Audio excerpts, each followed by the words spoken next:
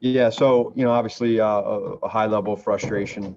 Anytime you lose 3 games in a row, you feel that way, and we didn't do enough offensively to get the job done. I thought our defense played really, really well. I mean, they're doing everything that we're asking them to do, and trying to get that field position going. Special teams play well, and then just recurring theme here on offense. So that starts with me, and we got to get it better. Jason Leisure. Matt, how did the offense get this bad? And as you point out, it's a recurring theme. What steps are you willing to take immediately to change it? Yeah, it's hard to say right now, right after, an hour, whatever it is, half hour after the game. And so I got to go back and watch it. But, we're at a point, we knew going into today's game that it was going to be challenging in certain areas when you're in this position that we're in. And we understand that. But to me, Jason, I think the biggest thing is, it's one thing, there's going to be a play here or there where you're going to get beat. And I'm saying everywhere, like there'll be a mistake that we make, everybody, whether it's coaches and or players. But the ones that bother me are the ones where you have the senseless ones with the penalties that set you back 5 yards and make it 2nd and 15, or they're drive killers. Those are the ones that, and again, we're discussing that, we talk about that, and they're continuing to happen. So yeah, that has to stop. It just, you have to get in a rhythm, and then in the red zone, you got to be more effective. So that's what we got to do. Matt, you mentioned the penalties, but on your first 6 drives, you didn't have any penalties and you still didn't wind up scoring any points. Do you feel like there are answers in the playbook, in the roster that you have right now to fix this? Yeah, I do. And it's, when that's a good thing. And I did feel early on that, we had a couple of those drives where it wasn't so much the penalties on the front end, JJ, it was more of the 3 and outs. We weren't getting first downs, and that's what felt like it on the front end. And then, you get to a point there at the end of the half where you get a couple completions, and then you're just going backwards instead of going forward, and when you have that, and then the rest of the game, there's just some stuff that went on that it just makes it hard. And we're not in a position right now offensively to make things hard. That's just a simple fact. We need to do everything we can to stay ahead of the sticks so that we can play football and get the run game going and get the quick game going. And when you pick and choose to take a shot, you got to protect so that you can hit that shot. You know what I'm saying? So that's kind of how this thing goes. Dan Wiederer. Matt, you guys converted the fake punt. What required the timeout immediately afterwards? Yeah, we were just we had, when you have a change of possession like that, there's a communication, just making sure guys are on the special teams and the wide receivers that are coming in and out. And we had a play where we had a substitution with a wide receiver that was just a little bit off there. And I wanted to make sure that we were perfect. I didn't want to do what happened last week where we had a 5-yard penalty, and we just, and so that happens. That probably happens across the league more than you think. And right now it's just, it's a little magnified just because of, our situation. And then also, you guys have struggled in short yardage when you need a yard or less sometimes. What is your emotions with that, and just not being able to pick up 2 feet at times? Yeah, you're right. I mean, we've I think we've been better of late, and then it's the ones that you don't get, especially the 4th downs. Those are the ones that I think magnify, and they sting, because we really felt like we had some good momentum going there, and then we go back. I got to go back and watch that play. I think our guy, it's a dive, it's like what we do in youth football. It's a dive. So that's that. We have time for 2 more. Jeff Dickerson. Yeah, man, not to belabor the 4th down stuff, but I think there was that one 4th down where you guys had 2 consecutive penalties. You had the false start, and then the hands to the face. Just how demoralizing is that to get these consecutive penalties in these just absolutely critical moments you got to have? Right. And I think that's probably where, JJ, like to your last question for me, stuff like that Jeff just talked about, those are the ones that they probably magnified a little bit when you have back-to-back penalties in that situation, and you got momentum going, you got a lot of good things going, and then you have that happen. And so I'll never, ever, ever question my guys' effort. Never. I'll never do that. None of it's because of effort, but whatever it is, it's got to stop. And those are ones there that we just got to get better at, because we just do, we got to get like just little chunks here or there, and then pick and choose when we go ahead and take our shots. And we just can't get in that situation. Now, there was a few in there where we did get backed up, and Nick made a strong throw, and we made a good catch on the dagger route. There were some plays in there where we did recover. I would like to see us be better in that big red zone area, to be, when you get down there, to be able to get an opportunity to score. And we weren't today. And that's probably the most frustrating part of it all, is that right there. And again, it's not because the guys don't care. Last one, Mike Berman. Matt, when you're grasping for anything positive, do you look, are you glad that you guys score late, that you make it a close game, or does that, in your mind, does that really not matter? It's probably both. I'd say I do think when you have a position where our guys fought to the very end, and that's kind of who the guys are that we have in this locker room. They care. Their care factor is high. That's why I'll never, ever question their effort or their care. That part I love. But what we have to understand as a mature football team is that you have to score points early in this league. And then you also have to score points early in this league with the defense that we have, right? So when you don't do that, you just get to a point where you have those touchdowns at the end. You're happy that you kept fighting, but you can't be enough. You've talked for weeks now about how, you keep working at this in practice, keep working at it, and it'll get better.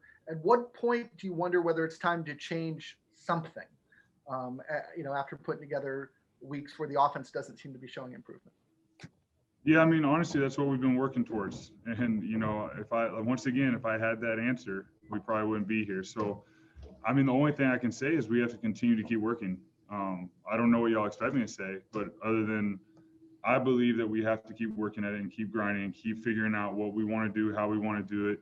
And that's the only way to be, because quite frankly, like, we're the ones in it. Like, we're the ones that are playing for the Chicago Bears, coaching for the Chicago Bears. So it's our responsibility to continue to work through this adversity, and figure out what it's going to take to complete our team in our situation. And we have the right people to do it. We just have to keep grinding, keep doing it, and staying positive throughout it. And we have the right people.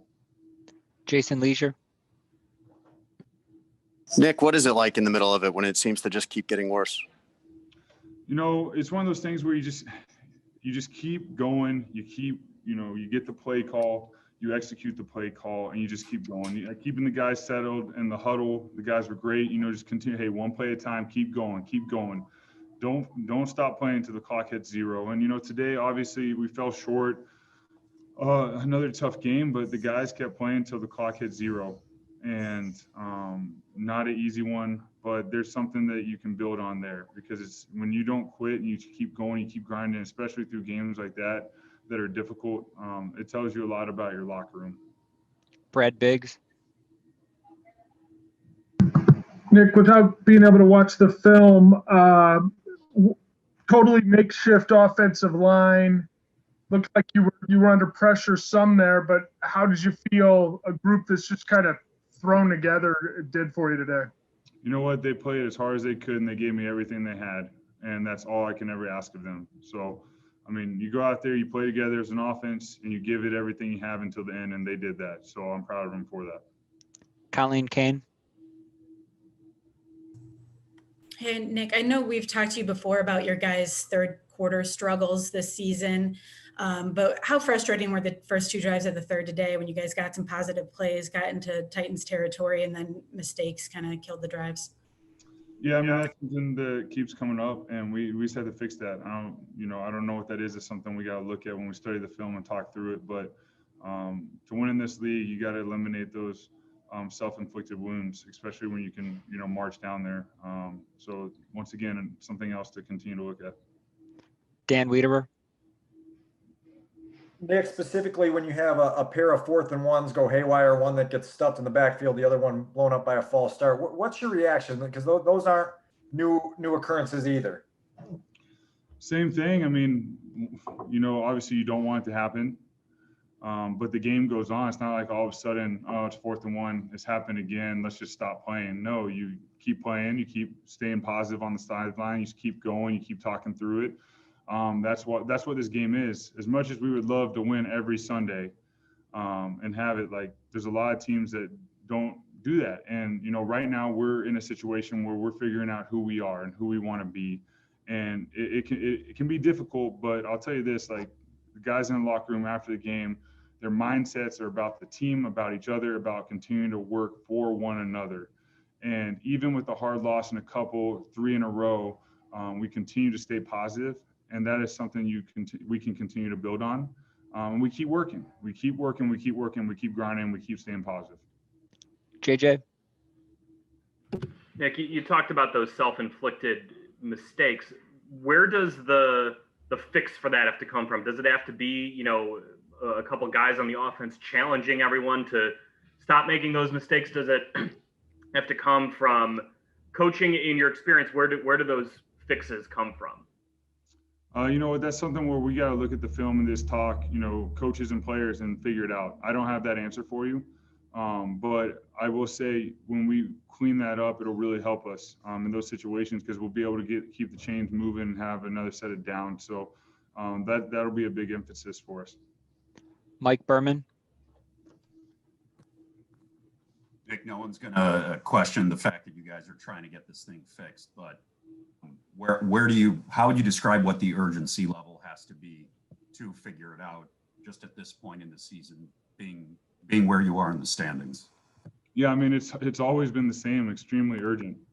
You don't want to go through the season just hoping you figure it out. I mean, we've continued to figure it out week by week by week, and we've made little changes and we've worked through different things, and we've done some good things at times.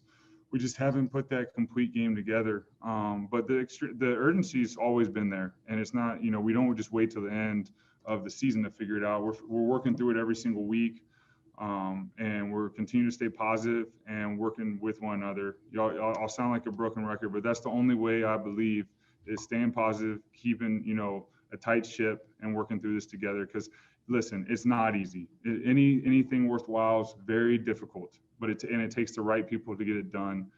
We believe we have the right people. We just have to keep working and keep grinding and put it together. And then I look forward to that conversation with y'all when we do. Couple more for Nick. Kevin Fishbane? Hey, Nick, that first drive looked like you guys were, you know, moving the ball pretty well. What did you like about that script and kind of the preparation for it? And then what does it do to you kind of mentality-wise when it just all that progress just kind of stops there at 4th and 1? Yeah, I mean, we were able to, you know, show different personnel, show different looks, get a couple movement plays out there, and execute well. We had the big one to Jimmy on the left sideline. He made a great play, you know, catching the ball and going up. And, 4th and 1, we got to get those. Jason Leisure? Nick, what do you think about having traveled here with a teammate who tested positive, and now all of you guys traveling home together today? Yeah, I mean, the NFL is doing everything they can to keep us safe. So I honestly, I trust our protocols. I trust, our staff here to do everything the right way. This year, as y'all witnessed, every single person has been affected this year by what's going on in the world. But it goes back to, you know what, the NFL and our team specifically too, is going above and beyond, doing everything they can to keep everybody safe. So I trust them in these situations. Last one, Dan Wiederer. Nick, you had a red zone opportunity to A-Rob on a little shovel pass that kind of got blown up. What was your vantage point on not being able to get that cleanly executed there? Yeah, they did a nice job of, blowing back into it and sort of jamming up the play. It would have been a sweet touchdown for A-Rob, and then I was just doing what I could to get the yardage back. It was unfortunate. We'll watch the film, see how we can execute it better in the future. Thanks, Nick. All right, thank you all. You have a good evening. Yeah. Hey, Danny. It seems like the focus, at least around 3 weeks ago when you all were only 5-1, was to focus on the positives and not let the negatives overtake you all. With you all on the 3-game slid, how do you all keep the morale while also trying to use the negatives to learn from them? It's a long season, man. Everything didn't work out the way we planned. That's evidence out there. But we know that we have a strong group, and we have to keep fighting. we all can play a little bit better in our minds. So, that was the main goal. Guys coming here, we know it looks really bad to the outside world, and it's not what we want, and that's not what type of team we are.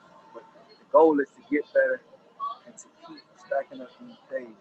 It's like we talked about. The team that comes out the healthiest and fights his adversities can come out victorious in the end of the season. Mark Potash. Danny, I think they only had I think Tennessee only had 228 yards. It just seemed like the defense played well enough to win. And I know you did give up some points, but just how frustrating is it? This is not the first time to play well enough to win and not win. Yeah. We know that, it looked like we played well, but, it was a couple of plays that we feel like we should have made, myself included. The thing is, we got to get the turnovers. It's a percentage of teams that get turnovers, that adds up to wins versus turnovers and scores, which really adds to wins. So we know in defense, we want to get back to turn the ball over, but I feel like we played well enough to win, but it's never enough with us. We got to be hungry. We got to not allow them to get that many points. Dan Reader. Danny, you held the NFL's leading rusher to 68 yards and 21 carries. I think Tannehill only had 156 yards. What were you pleased with today with the way you guys played defensively? Just coming up in situations. I was proud that everybody was just fighting. That's the kind of character that we have. But at the same time, I know that we all can be better. Like I always put myself in there because I know I can be better in situations. Probably make a turnover here and there. I know they're coming, and I know they're coming. We had a couple of them. I ain't gonna lie, but guys hold that stuff real personal, and they're gonna attack it next week. I'm excited to get back to work with them, but we know that we have a great defense, and we can win any one of our games. JJ Stankiewicz. Danny, you were part of a team last year that kind of went through something similar with the defense playing well, the offense maybe not on a 4-game losing streak. Does this feel at all similar to you now that this losing streak's up to 3 games? Every year is different, man. Every year is different. I try not to, piggyback off last year and previous years and all this and that. But what I would say is that we're a growing team, right? We had a lot of stuff that popped up, a lot of injuries, a lot of situations with COVID and all this and that. That's not an excuse, that's facts. And we have to be able to rise above all of that. Put that stuff aside, put that stuff aside and let's go out here and execute football. Put together 4 quarters. That was my thing today. I wanted to see us play 4 quarters all the way. Adam Jones. Danny, as one of the defensive leaders, what can you do? What can you say? What can guys like you and Akeem and Khalil say when some of the offensive frustrations are building? Like, how do you prevent that from seeping over to your side of the ball? Us being better. A lot of guys get mad. Some people nitpick at little things like we should have had this, we should have had that. We don't panic. We don't flinch. All we can do is continue to make ourselves better and be better in situations and be that defense that I know we can. We didn't get the turnovers like we know we should have and we will. And we all took accountability for our own selves. We all want to play better. I definitely want to play better. I feel like we're getting better every week. We gotta go ahead and stack them together. All right, we got time for 2 more. We'll go Dan Weeder and Joe Lewis. Danny, what did you guys do particularly well against Henry? You didn't have a whole lot of room early at all, and you guys seemed to be around him throughout the day.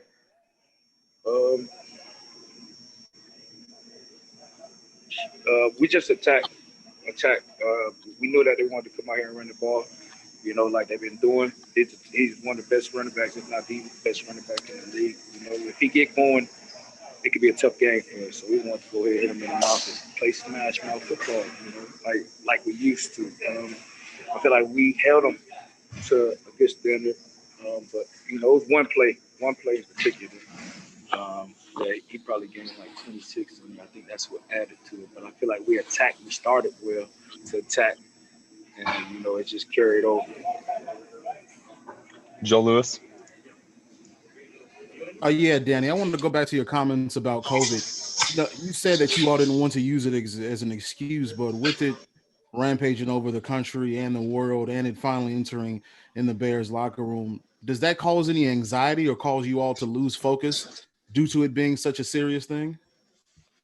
I like to think of it as I said it's not an excuse for us. I said, you know how it's always next man up mentality. And the teams who face adversity well known, take on challenges in this crazy time, in this crazy world, what's going on right now. It's gonna be the team who come out here and get to the Super Bowl. If it wasn't COVID, it'd be something, another situation, adversity, like injuries, like, fires and stuff like that. It's always situations. It's always the team who can get over the adversity, get over, all the odds stacked against them. You know what I'm saying? Like situations, win the games that you're not supposed to win the games you're supposed to win for sure. But it's not an excuse, but it's reality to me. You know what I'm saying? So we can't budge, we can't focus. We gotta be prepared for anything in crazy times like this and stay prayed up and stay masked up. Yeah, hey Alan, with you all going on this 3-game slid and your offense still has not been able to find any consistency, do you all truly believe that you all can be better than where you are right now, especially after going against a defense that's near the bottom of the league? Yeah, again, I have to sit back and watch the tape, but again, I thought that it was time we got a field goal range. We knocked ourselves out of field goal range with penalties and things like that. So it felt like whenever we had some momentum going, whenever we got the ball rolling, we just couldn't get over the hump. Whether that was we couldn't convert on fourth down, we couldn't convert on third and short. So again, we just got to be better. JJ Stankovitz. Ellen, how do you view yourself as a veteran on this team, as someone who can try to challenge your teammates on some of these little details that are happening, whether it's, getting an extra yard here or there or some of the penalties that have been happening? Yeah, again, I definitely, have to continue to talk to the guys. I feel like that's something that we've been addressing as just all vets, including myself, I look back at the game, again, whatever I'm doing is clearly not enough either. So, I gotta figure out a way to do more, again, even back at last week, this week, whatever that is, I gotta assess the film myself, and I gotta be better personally. And then I gotta figure out, how we can help everybody else around us be better as well. Jason Leisure. Alan, are you concerned that a player who traveled down with you guys ended up testing positive, and now you guys are all about to travel back to Chicago together? Yeah, that is a huge concern. I know when you see stuff like that, when you win, it's definitely not the best feeling at all. Again, being on the plane, being around that person, for however long or whoever was around them, and then just being around each other. That's definitely something to think about. Just from talking to guys on the team, that's something that guys have talked about. It is a cause of concern. Dan Weeder. Hey, Robin, the second half when you guys got down in the red zone, what was your vantage point on the shovel pass that you guys weren't able to execute because it kind of got pushed in a little bit? Yeah, we actually got some penetration on that right side. We just weren't able to execute the play. Again, for whatever reason, again, whatever defensive player that was, he came to the field pretty hard, and disrupted the play. Kevin Fishman. Hey, Alan, on that first drive, the third down, did you think that you had reached out for the sticks? And then what kind of did it do for you guys? Because you had such a productive drive, and then obviously got from 4th and 1. What do you think the impact of that was? Yeah, it was tough. Again, for me, as a player, when I'm coming out, obviously, the easy thing to say is to go up another yard. But once I came out on my out route, I saw the cover 2 corner. He didn't play it as hard as I thought he was going to play it. So in hindsight, that's why as soon as I got the ball, I tried to jump up the field because I thought it was cover 2. So as soon as it was cover 2. So as soon as I caught the ball, even then, I was just trying to, dive up the field and possibly get the first. We were into the boundary. Again, we weren't really expecting cover 2 in that situation. But once I came out and I saw Malcolm Butler in the flat, for cover 2, I just tried to come flat, secure the ball, and then get up the field. So it's just one of those plays where maybe I possibly could have tried to buy just a little more time to inbounds to be able to stretch it out. But again, with that cover 2 corner, I thought just catching the ball and stretching out, I thought I had got it, but the rest of it I was a little short. Andy Sligman. Alan, where's your frustration level at in general with the way this offense is performing? I think everybody's frustrated. Again, myself included. Again, when I look back at games today, I think that for me, whenever I have frustration on the sideline and things like that, it's typically with myself. Because I'm always trying to figure out how can I do more? How can I do more? Whenever we're in the situation, as we've been over these past few weeks, and with this offense, I look at myself, and figure out how can I create more explosive plays? How can I convert a little bit better here? How can I keep the drive going? How can I get over here? So first and foremost, I'm looking at myself, because that's where my initial frustration always lies. If I'm a part of something that's not, having the success that it wants. But then other than that, again, I can't get too frustrated at all. I just got to continue to try to, work with the coaches, work with our teammates, and try to keep building and try to get better. But, like I said before, I'm going to look back on the film and figure out first and foremost, how can I be better? How can I help this team create more explosive? How can I help this team get in the end zone more? How can I do my job, that much more better? And then after that, continue working my teammates and coaches. All right, we got two more from Joe Lewis and Dan Weeder. Yeah, Alan, you still rank among the league leaders in receiving yards so far. So even though you are still playing at near or above expectations, you still carry that frustration with you? Definitely, man. Again, I'm a person who I feel like I can put, I could bear a lot. So again, whatever that is, like I said before, I'm gonna assess that. I know what the numbers and what the stats say, but at the end of the day, for this thing to get pushed forward, I personally feel like, again, it's gonna have to start with me.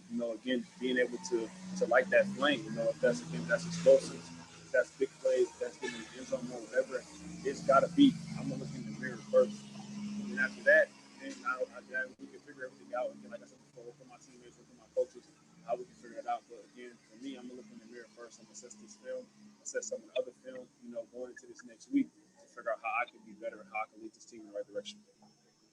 Dan Weeder. Alan, what's the difficulty of adjusting offensively to sort of account for an offensive line that hasn't played together before and now guys who haven't played at all, and just trying to figure out what you can and can't do going into a game like this? Yeah, again, that's also something, again, trying to figure out what you can and can't do, again, you would like to do, everything that you want to do, to take advantage of some of the weak points or the scheme of the defense, but at the same time, whatever that may be as far as coaching, I know they're trying to figure out, what they have a good feel for, what we rep the most as a group and stuff like that, so it is some moving parts, but at the end of the day, it's the NFL, things happen, unfortunately players do get hurt, and certain situations come up, so, but at the end of the day, we got to figure out how we can play our game, how we can be the best at what we do, and try to maximize our opportunity. Unfortunately, we dropped 3 in a row, but at the end of the day, we still got a lot of football ahead of us. We got 7 games left. We got to put our foot on the gas and keep it going. How do you deal with being deep into November for a second straight year, still trying to find an offensive identity? Yeah, unfortunately, that's kind of where we at. For myself personally, I don't have too many answers on that. I just try to run what's called and again, make best of my opportunities. That's all I can kind of do. That's why I said for me, looking forward, I'm gonna look in the mirror first and figure out what can I do to help this offense be better. And how can I be better myself? Again, and whatever that is, I'm my harshest critic. And I want to make every single play. So whatever that may be, whatever that may look like, again, I'm gonna look in the mirror first. And I feel like I can help get this thing turned around and help lead this offense in the right direction.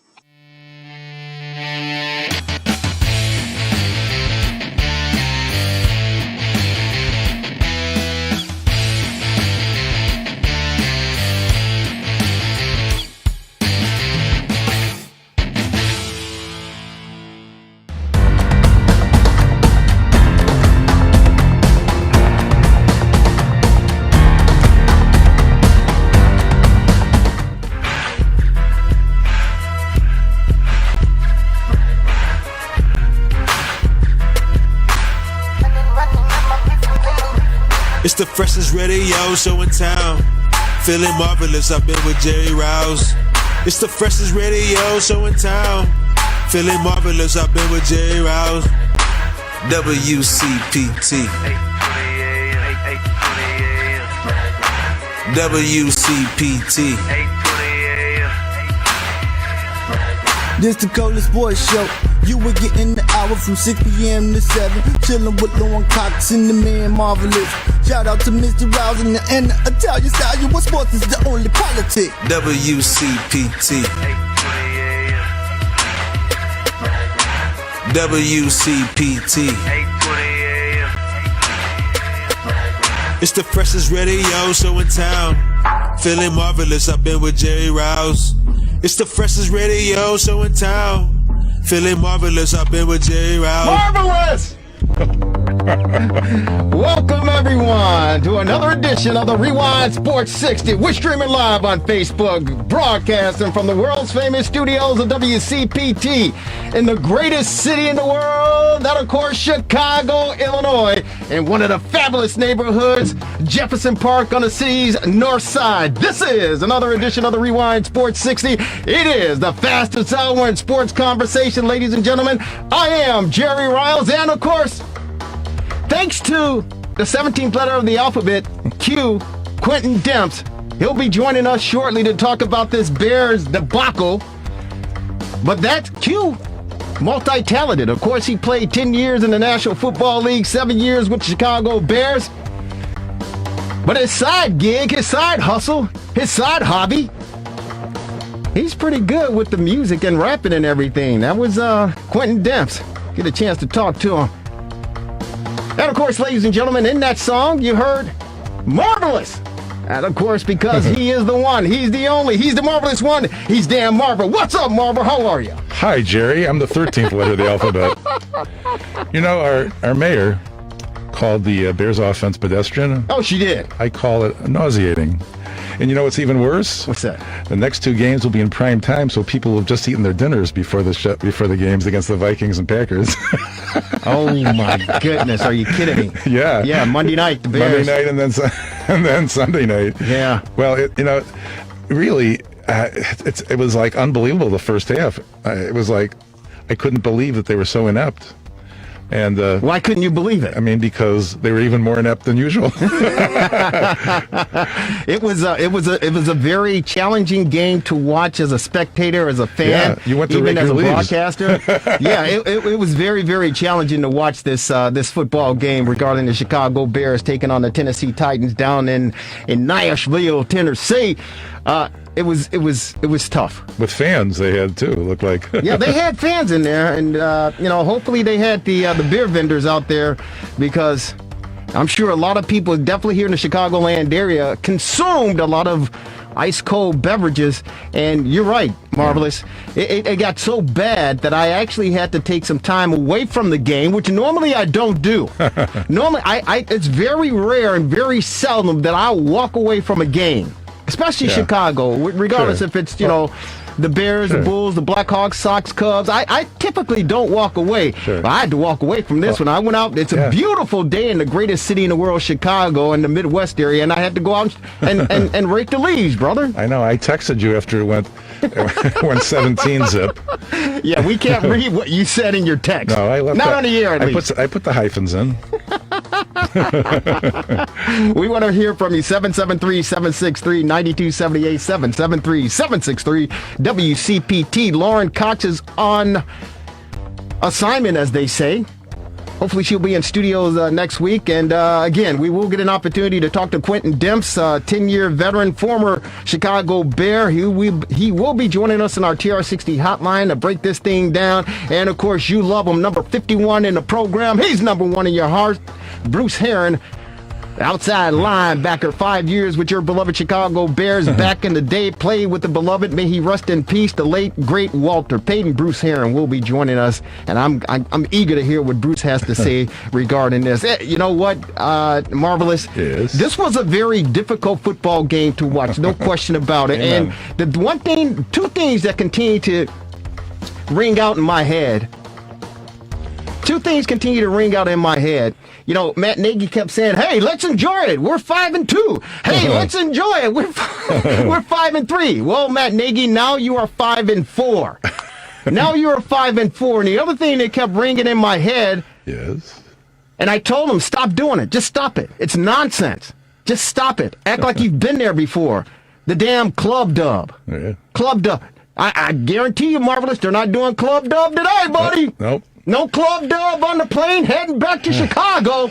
Cut it out. It's ridiculous. 3 straight losses. And I was the guy that put my neck on the chopping block for this team and said, hey, I believe this team can go. They can win the 3 games. I thought they could maintain a good stretch.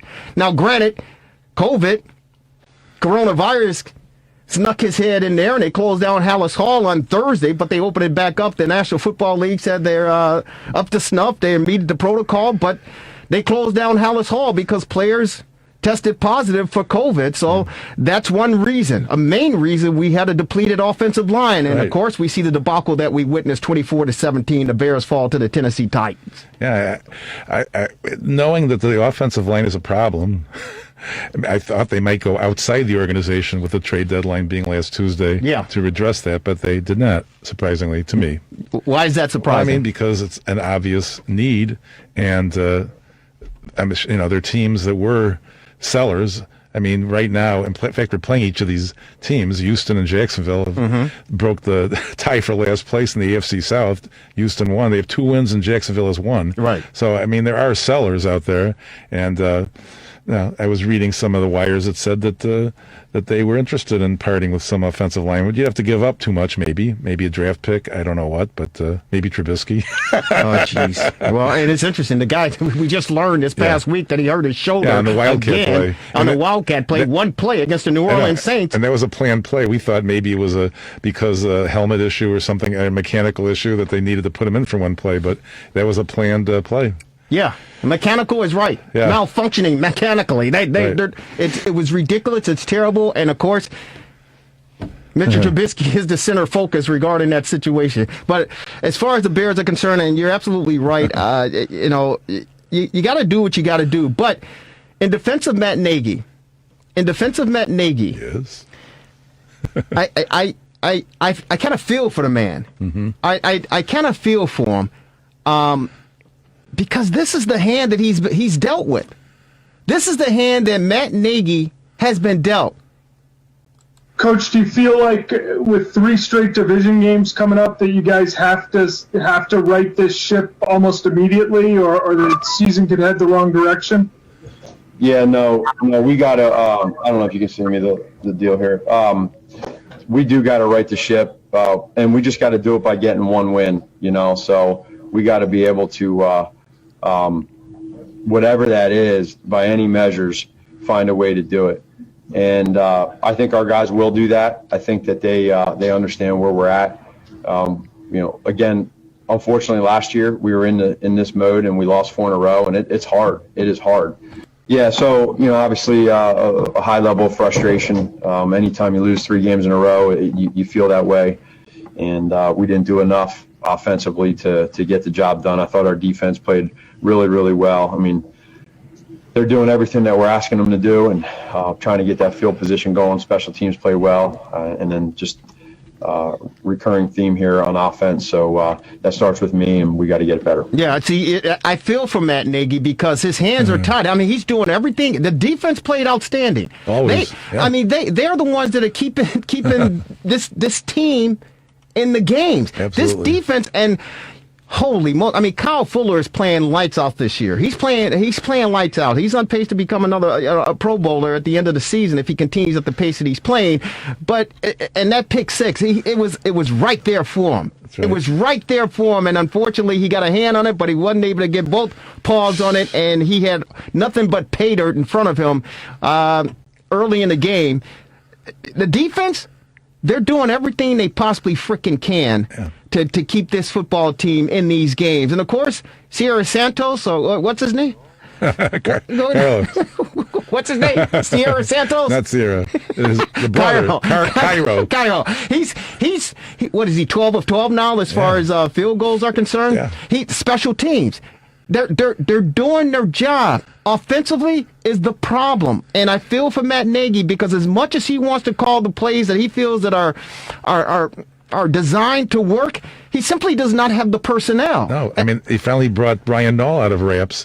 He had to when Montgomery was sidelined for protocol for concussion. But Montgomery had 14 carries, 30 yards. It's 2.1.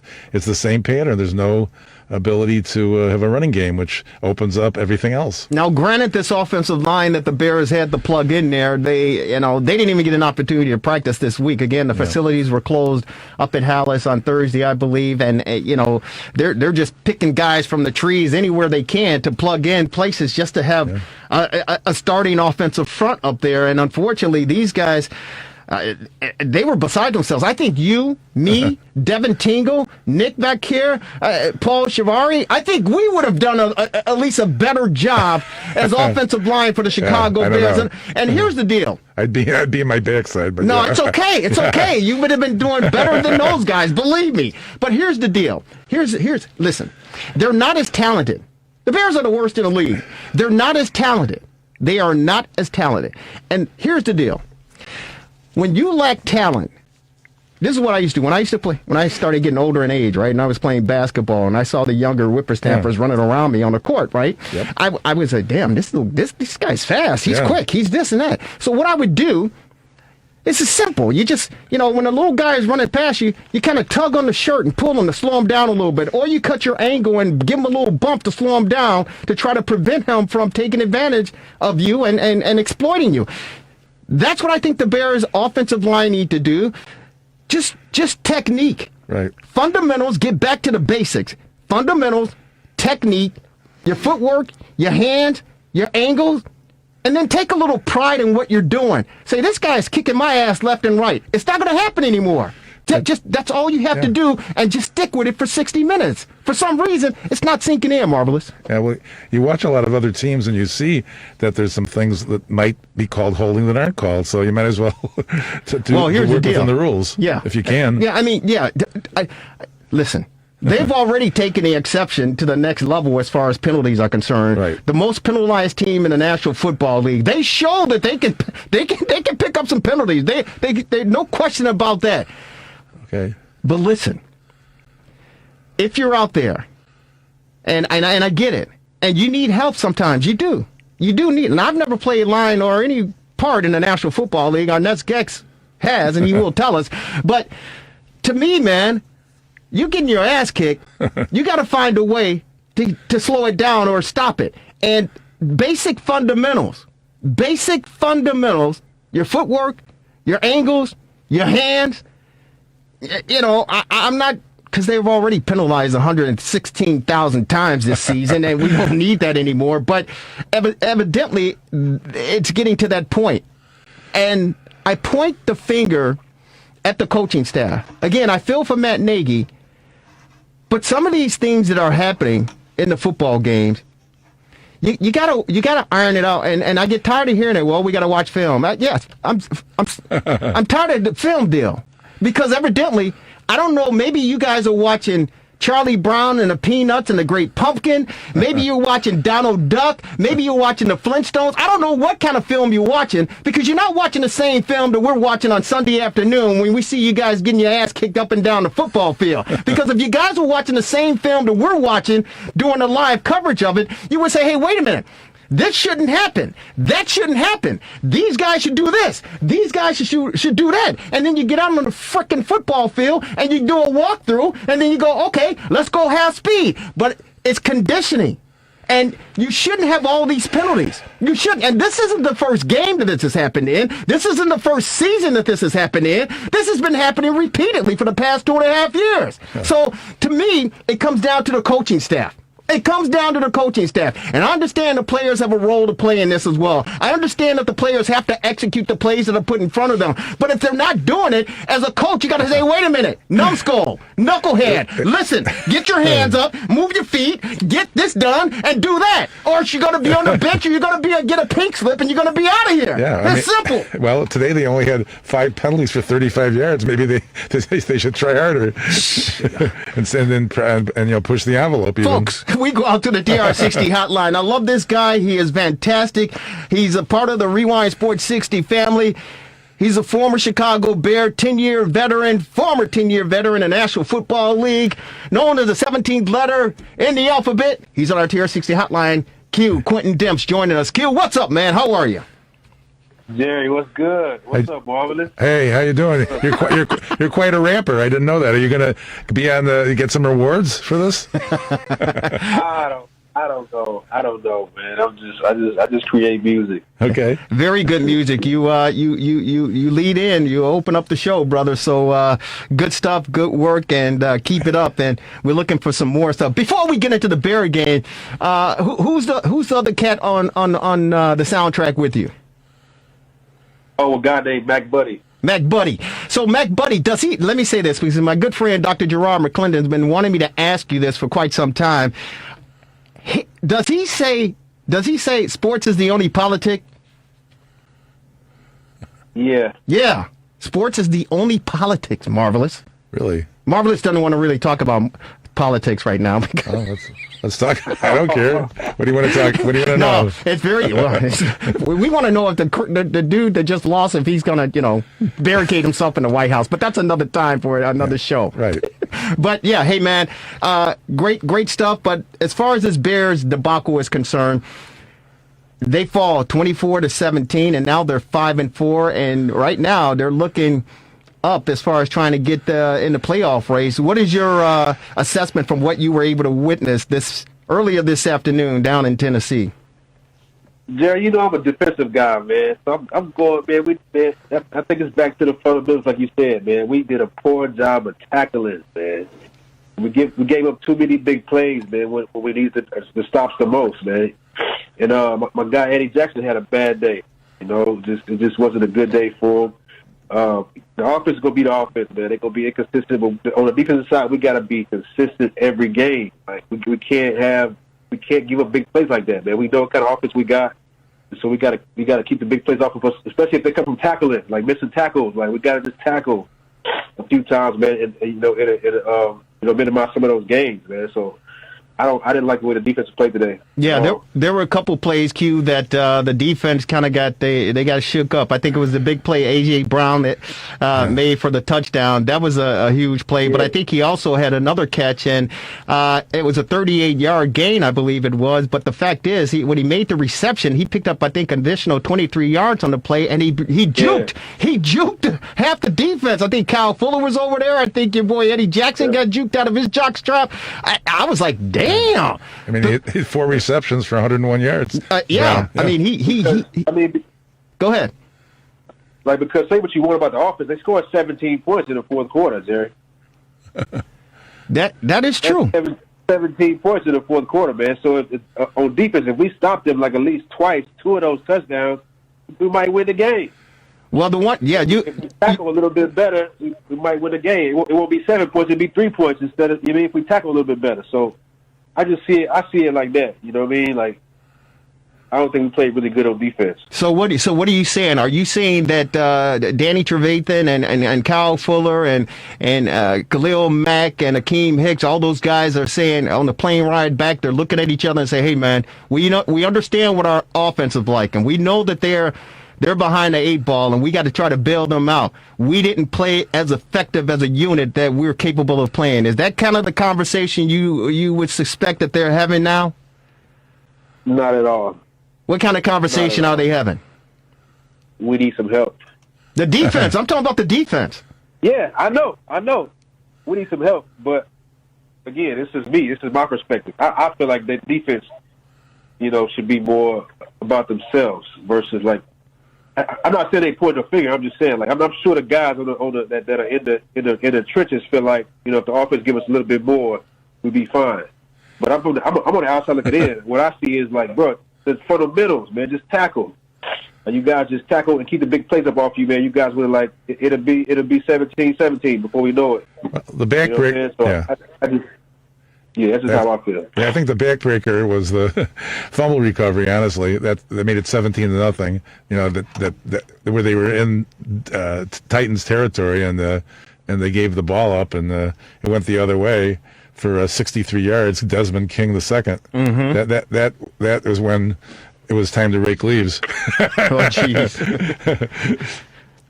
So Q, are you saying basically not that they need help on the defensive side of the ball, they need help as a whole team, meaning that the offense has to supply some type of support, some type of help to pick up their phase of the 3-phase game that's being played. Is that what you're saying?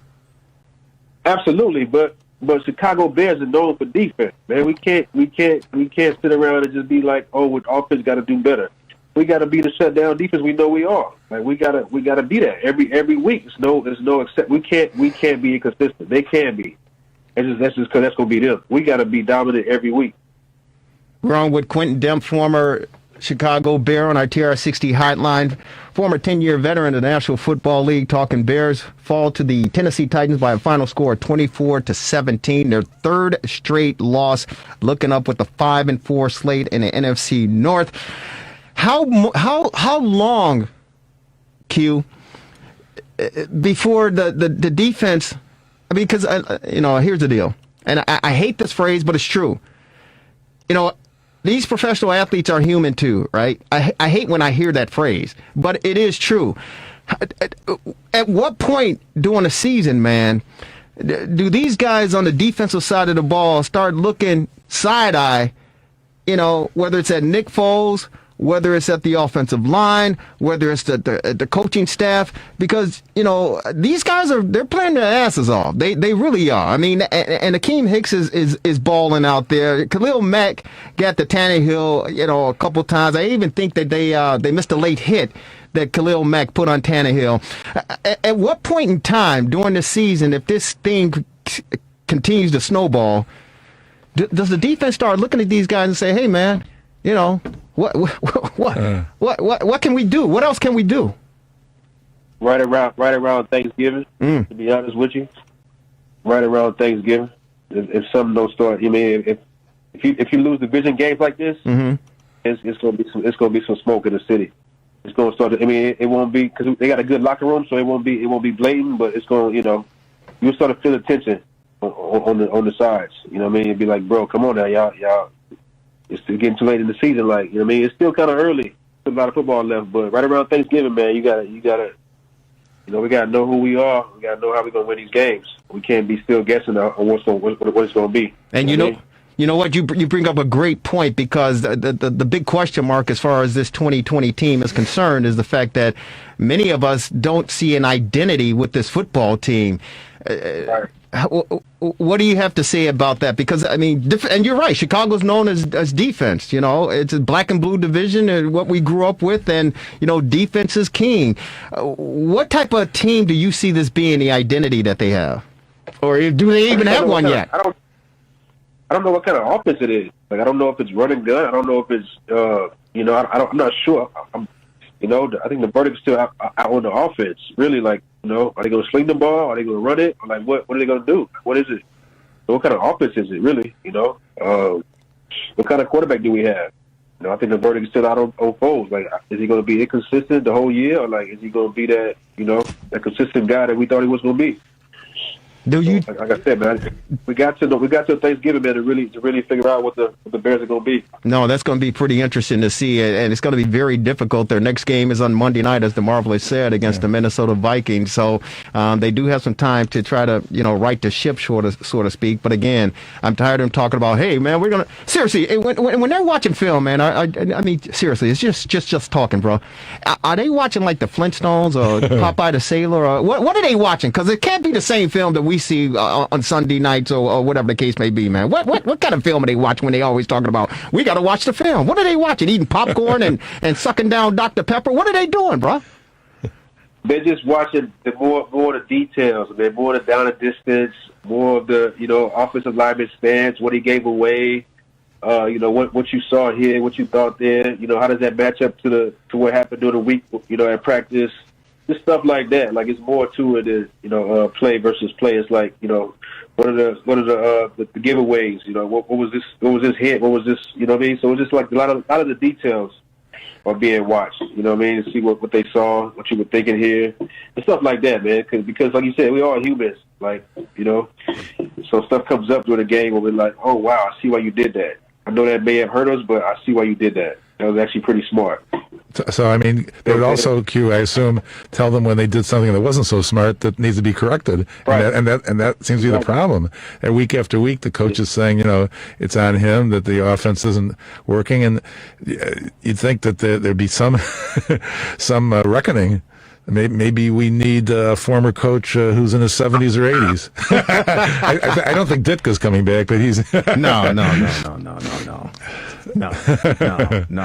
So, Q, I think the question that a lot of fans are questioning and wondering, and again, the old school cats like myself, because we've seen bad teams here in Chicago over the years, but the one thing that we pride ourselves on is the fact that, and we talk about defensively, that when teams would come into Chicago or they take on the Chicago Bears, they may say, hey, man, we can win this game, but they knew they were going to be in a dogfight, man.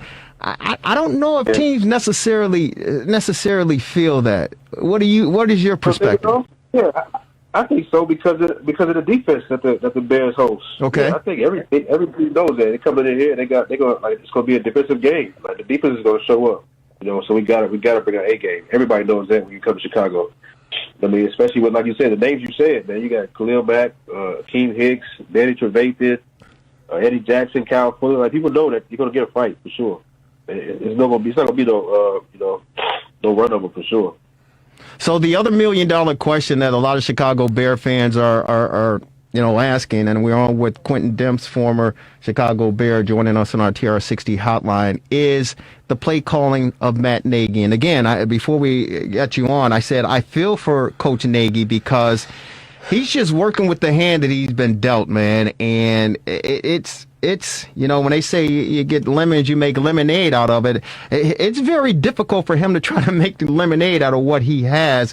Do you think, in your mind, watching, like we are, that he needs to finally come to grips and say, hey, you know what?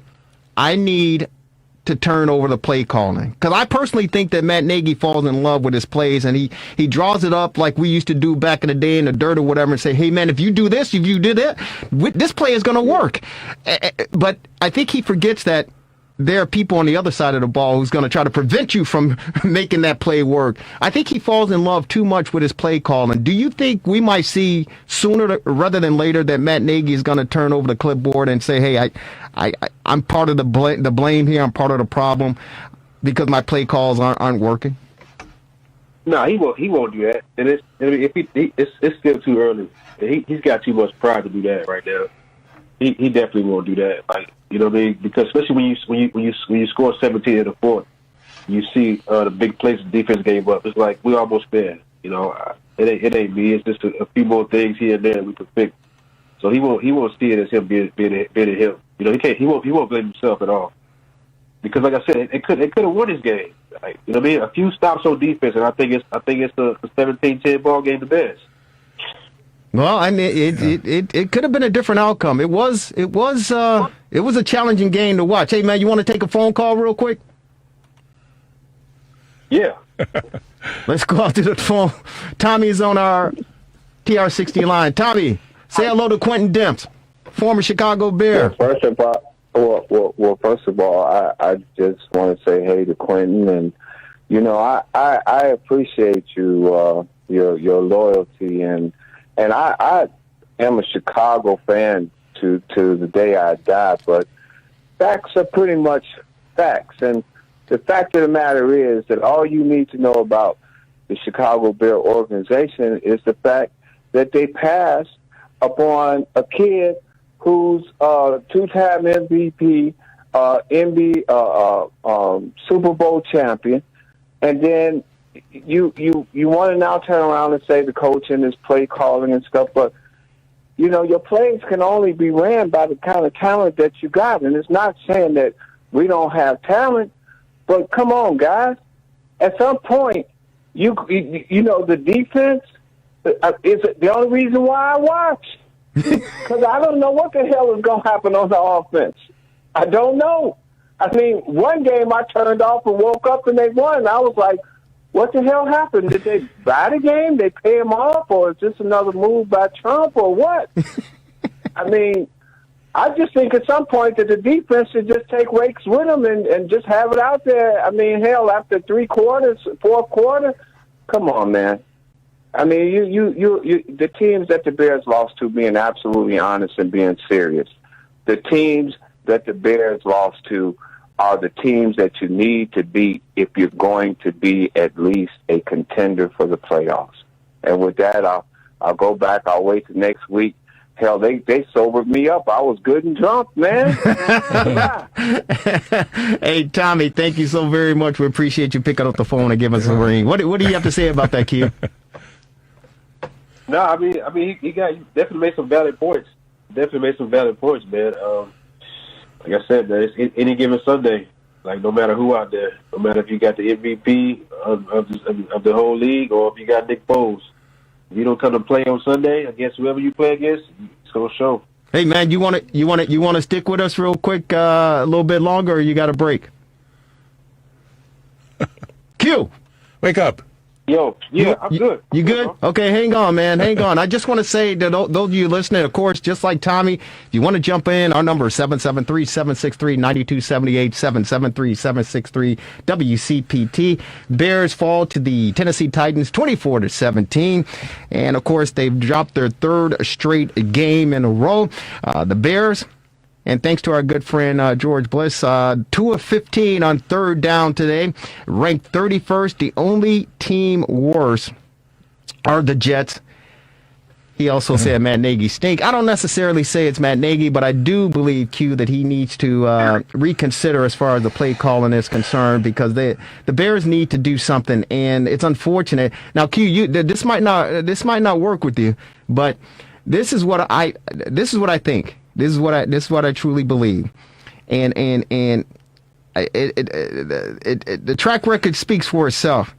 I truly believe if things continue to go south the way that they're going, as far as this team is concerned, and as far as the win-loss record is concerned, I truly believe that the Bears need to take a serious look at Ryan Pace, the general manager, and if they made a move to say, hey, Ryan, it's just not working out. If George McCaskey told him, say, hey, it's just not working out, man. We need to go in a different direction.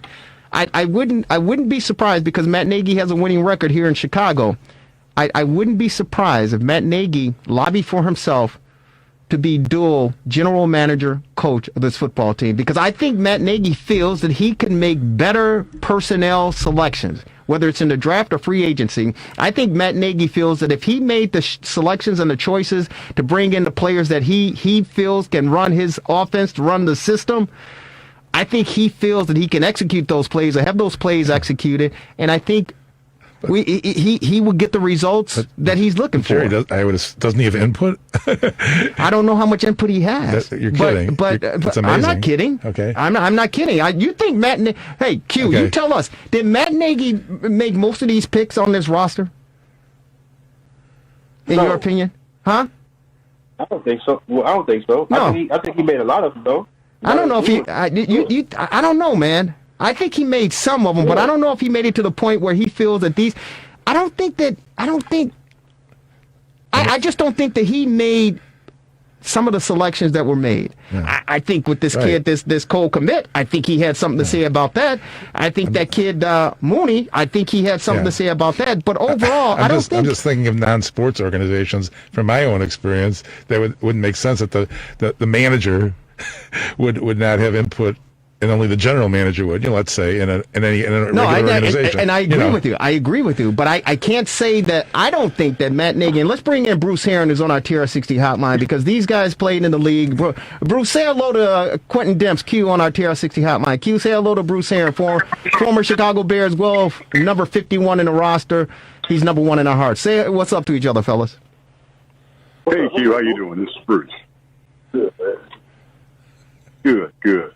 Hey man. I'm sitting there listening to you guys, man, talking about whether Matt Nagy has any input in the drafting or building of the manpower with the Bears. I tell you one thing: if he doesn't have any input, then the organization is doomed to fail. I mean, you're talking about the head coach. He brought in the system, and he's got to have players to to fill in his system. And if the general manager is actually making all those picks without the input of the head coach, then everything falls on the general manager. And I really don't think that's happening. I really don't think that's happening. I just think that it's just. I really think that it's just the talent evaluation is got to be a problem, because Right. I mean they've got too many players that just don't fit. They just don't fit. Look at the offensive line, and the offensive line has been, even before the injuries and the COVID interference. I mean, the offensive line was not very good. Mm-hmm. And it's just, how do you go into a season time and time again with an offensive line that just doesn't perform well? It just doesn't make sense to me. And see, that's the reason why I posed the question, gentlemen, is the fact that and I'm giving Matt Nagy the benefit of the doubt, but I just can't see we know that Ryan Pace is not a very good evaluator as far as talent is concerned. But if you're now saying that Matt Nagy fits in that category as well, like you said, Bruce, it's doomsday as far as this team is concerned, because if you got two guys that can't evaluate talent on the highest level, we're in the world's of trouble, man. It's not only the two guys, but it's also the scouting organization. I mean, they've got a scouting team. They've got more than one guy that's doing the scouting of these players, and they sit in the meeting room and they evaluate talent, and and they look at players perform in college and perform with other teams, and they not only their draft picks but also their free agency picks. You just got to wonder. I mean, what the heck is going on in the evaluation room? It's not working. Something's not working. Q, Quentin Demps, what do you think? Or is it coaching? So we let a one quarterback mistake tag Ryan Pace as a bad evaluator. No, it's not that. That's the most profound one. That's the one that stands out. But you got a tight end that he selected. You got a tight end that he selected in Shaheen, who I don't even know if he's still in the league. Tariq Cohen, that was a blessing in disguise. But I mean, some of the picks, and then to sign these offensive linemen that he signed they're suspect. They are suspect. Robert Massey Jr. Hey, listen, God bless you, but I don't know if he's an all-pro caliber type of offensive lineman. Cody Whitehair, I think he's serviceable. Jay Leno Jr. or Charles Leno Jr., whatever you want to call it, I don't think that he is a Pro Bowl caliber offensive lineman. And so when you talk about the evaluating of talent, and you're going to give these guys contracts, long-term contracts, you're saying to us that, hey, these guys are going to be pulling the sled to get us to the next level, and it seems like that's not happening, bro. That's why people are looking at them and saying your evaluation of talent, because we're not seeing the positive results. We're not seeing the fruit of the labors, bro. And what about on the defensive side? That's probably where he doesn't have any weaknesses at, because he's got Eddie Jackson, right? It was a great move. Yeah. Mm-hmm. Yeah. I don't know. I'm just trying to evaluate it myself and looking back at it. The problem, it's just difficult to support the team and watch the team every given Sunday. And thank God, gentlemen, that due to the pandemic and everything that's going on, that we do have Sunday football game. It is good that we do have the National Football League and we can evaluate this and watch all of this.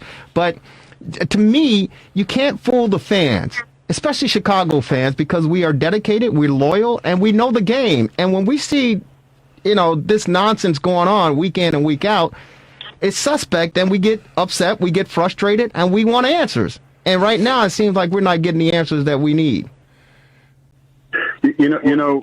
Jerry, what's up? The Bears have got. I mean, you look at the quarterback situation. They spent a first-round draft pick on Trubisky. Trubisky's got. He's a mobile quarterback, but he's not an accurate quarterback. He can't process. It appears that he can't process the defense and make a concerted decision adjustments and put the ball where it's supposed to be, in a split second. And that's what you've got to do if you're going to be a quality quarterback. And then on the other hand, you've got a quarterback who can do that, but the problem is that he has no mobility. And and then you compound that with an offensive line that's got all kinds of weaknesses. Man, it's just disaster waiting to happen. Yeah, he has no time to make his decisions. Q, what do you say to that? Q. I don't know, man. I think the big picture is we want to know in the division, right? We're 5-2 in the conference, and we got a big division game coming up on Monday, which is going to, show, we can't. The league is set up to be an 8-8 league anyway, right? We can't get 2 down. I know it's 3 in a row, but we still got to hold on to some hope. Like it's bumps in the road on the way to making the playoffs. It happens. So I think, like I said, man, by the time Thanksgiving come around, we got to see this team, man, hit the stride, though. We got to see the offensive man hit the stride, like seriously. Well, I hope that's right, and I hope that I hope that Thanksgiving, it's already going to be tough because we won't be able to spend it with our loved ones, and I just hope that by that time, again, Matt Nagy and this offensive line. Now, keep in mind, we got to give them, the benefit of the doubt again that they didn't get this offensive line that's been plugged and play haven't had an opportunity to practice together. So let's hope that this week gives them enough time to get some type of unity, get some type of cohesiveness, and let's see what happens next Monday night against the Minnesota Vikings. And, Jerry, that's their only game before Thanksgiving because then they have a week off. Yeah. So did you guys notice the press conference, the Nagy, that the lights went out? I thought that was quite appropriate. Yeah. I think they actually discovered a new weapon, Barcavius Mingo. That was a great secret weapon today. I wanted to mention that. Yeah, but unfortunately, that punt, fake punt. Yeah, that was. I'm not a fan of trick plays because when you have to start running the trick plays, you're desperate. You're certainly desperate. Q, anything else before we let you go, brother? No, I'm good, man. I appreciate it, man. I miss you guys, man. I'm trying to get on next Sunday too. Yeah. Well, hey, man, let's do it. I mean, the important thing is for us to be the safe and well, and just make sure everybody is good. The family, everybody's okay. Yeah, everybody's well. Everybody's well. All right, brother. We miss you. We love you, and stay safe. And we'll talk to you next week. We'll do a pregame perspective as far as that Monday night football game against the Minnesota Vikings. All right, Q. All right, cool, man. I appreciate it, Jeff. You're the best, brother. Quentin Dempsey on our TR60 hotline. Hey, Bruce, man, it's, again, I don't know if you heard me, go on my rant because I always get on the soapbox, but I said, even though this offensive line didn't get an opportunity to practice this past week, and they really aren't familiar, because it takes in general, and it takes a few games for the line to develop that it's like a dance partner. It takes you a little while before you know how the other guy is going to react and who's going to do what. But when you get into a bind, in my opinion, don't you revert back to the fundamentals and the technique, footwork, handwork, finding the angles and things of that nature to try to at least manage your way through a game when you run into problems? Yeah, playing offensive line, Jerry, there's a lot going on with offensive line. It's not just the guy blocking the guy that's on him, because the defense they've got all these loops and all sorts of stunts that they're running at you, and so guys have got to trust one another. They've got to develop a rapport with one another. It's usually the center that's calling the blocking assignments at the line. And there's a lot going on. And so when you have starters that go down, and you're plugging in a guy off the practice squad or a second string guy that hasn't played much, then those guys they expect those guys to perform as if they've been playing every snap, but they haven't. And, getting into a game when you haven't played, the game is so fast, man. It's so quick, and it doesn't allow guys a chance to think and then respond. You've got to respond and think at the same time. And that's how quickly the play takes place. And when guys haven't played at all, you know, it's tough, man. It's tough, especially when you don't have the veterans right next to those guys. Like you got a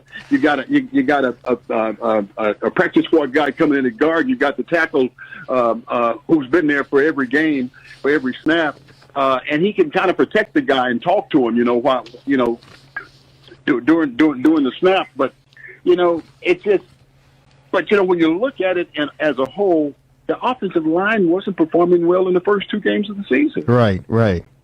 You know, and that's what's so puzzling to me. You know, I played the game, man, and you know, playing at that level, I mean, it's a complicated game.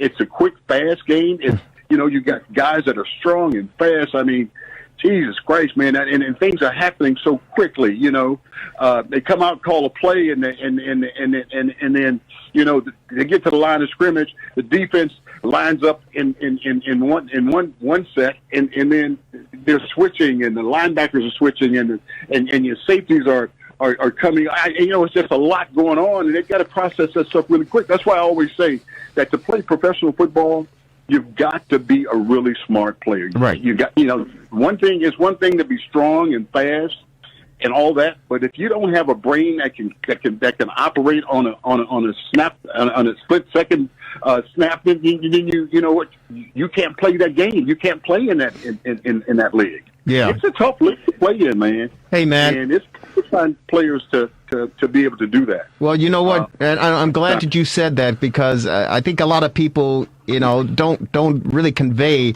the message that's really going on out there, because it's first of all, it's definitely a violent sport. There's no question about it, and that's one reason why I love it. And I say it's the greatest sport on the planet, is the fact that, Bruce, in order to play at that level, you have to be very skilled and very talented, but you have to be in top shape physically and mentally, because if you're not top condition and physically and mentally, you have one lapse, and that could be the end of your career.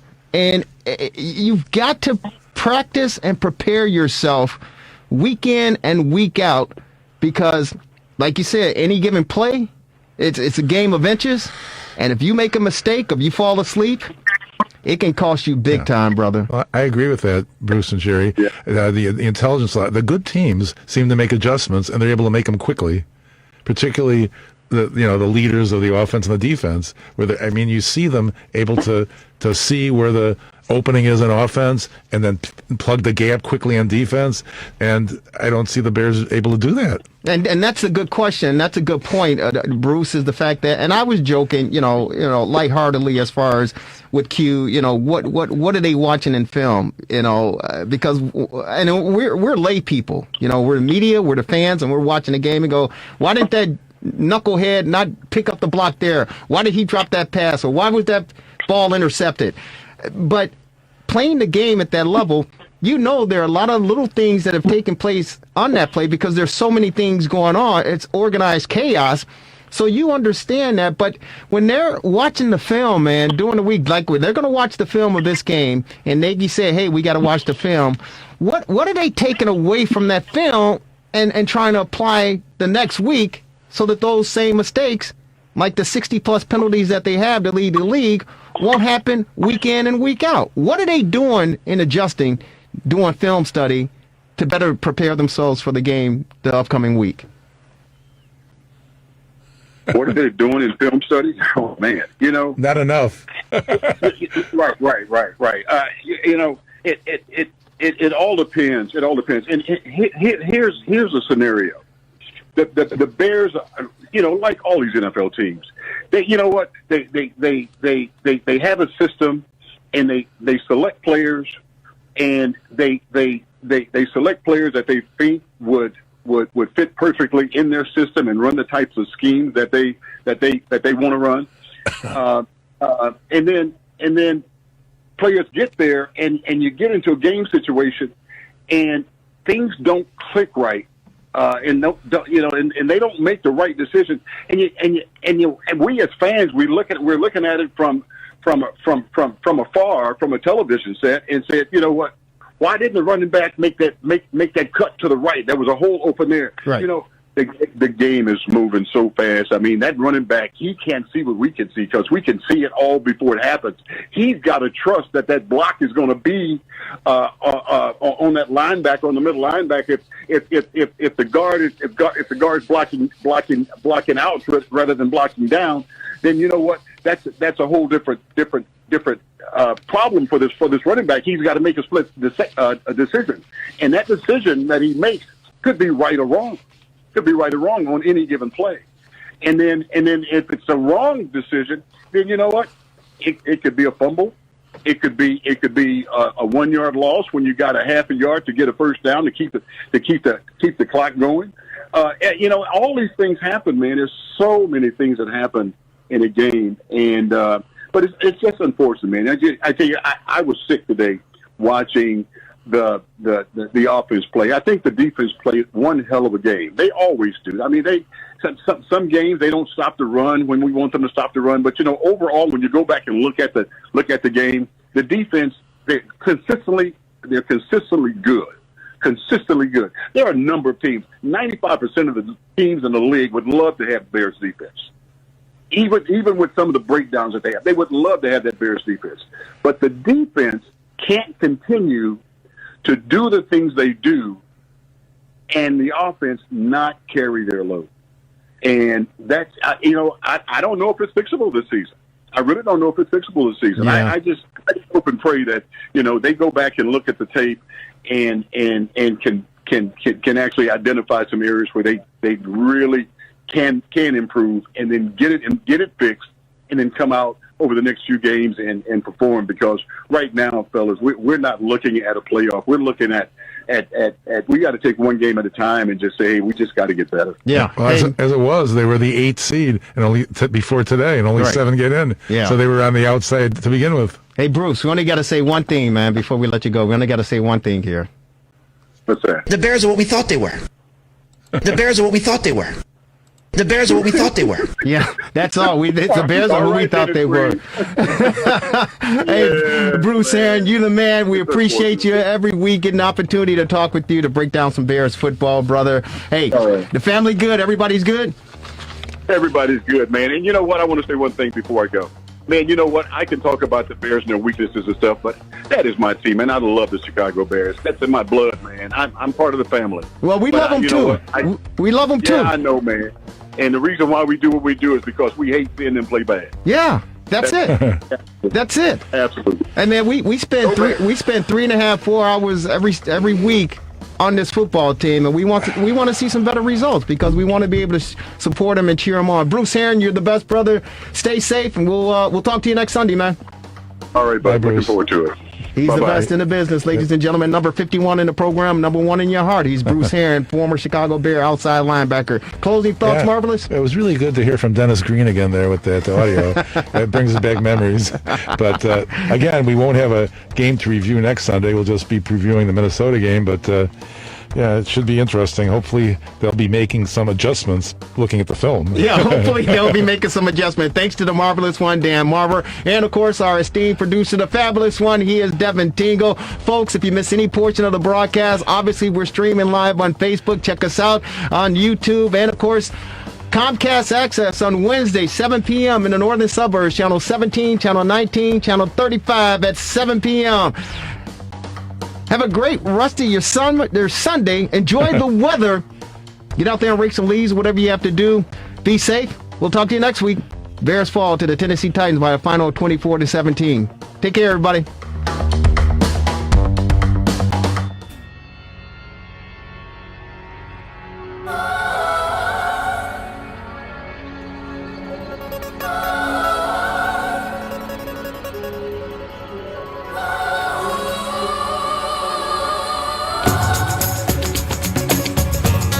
Welcome, everyone, to another edition of the Sports Medicine Update. It's a weekly podcast with yours truly, Jerry Riles, and the incomparable, outstanding Dr. Chad Padromas. Doc, how are you? Doing great, Jerry. How about you? I'm doing fantastic. We've had excellent weather, outstanding weather, and it's projected to go on to the middle part of next week. So in the 70s as far as the temperatures are concerned. So certainly taking advantage of it and getting the walk in and enjoying the beautiful fresh air and the beautiful fall colors of the leaves changing. So all in all, feeling fantastic mentally and physically. How about you? Ditto. Likewise. Well, I can say one thing, Doc. One person who may not be feeling too good physically is our own Mr. Trubisky with the Chicago Bears, a backup quarterback who just this week we found out that he re-injured a shoulder that he injured back in 2018. In the game against the New Orleans Saints over at Soldier Field, Mr. Trubisky came in one play, Doc, one play. He was upended for a loss on a third down play, I believe it was. And we found out later this past week that he sustained a shoulder injury. And many of us were scratching our heads on one play. But sure enough, he re-injured a shoulder that, again, he injured back in 2018. Can you tell us, in your perspective, what happened here? Because it's surprising to us. One play and he's injured. He hasn't been out there. Why did this sort of thing? And it didn't seem like it was a freak play. It just seemed like a natural football play, Doc. What happened? So here's the thing. Football players are prone to three kinds of shoulder injuries. The one he had to his right shoulder in 2018 was an AC joint sprain. So the AC joint isn't the actual shoulder joint. It's a joint between the collarbone and the shoulder blade bone at the top of the shoulder. And when you land on your shoulder, you're prone to get it. So he got that. He missed 2 games, came back. This time he also landed on his right shoulder. I don't know exactly what he did. I know he saw Dr. Al-Atrash in LA that decided he didn't need surgery. So more than likely, there's a good chance that it's his AC joint, or it could just be a bruise or a contusion. I don't think he dislocated it, which would be a whole different kind of a thing. The other thing you can do is tear your labrum, but usually you don't tear your labrum that way. So it may be kind of a recurrence of the other thing, but it's and who knows for him in this scenario, if it's a bad enough one, it might be season ending, but I doubt it is, because if it's a bad enough one, it gets kind of complicated. If it's a bad enough AC joint tear, these days pro athletes usually get surgery, although most regular folks don't. So I think he's played for 4 years. He runs around a lot. The left shoulder injury was far more significant, the dislocation. He had surgery and apparently he's doing okay. I think for a guy that runs around like him, I don't really think it's a big deal. And, it brings up the whole question, well, is he injury prone? Is this a red flag? I mean, it sort of seems like his best future is not with the Bears. But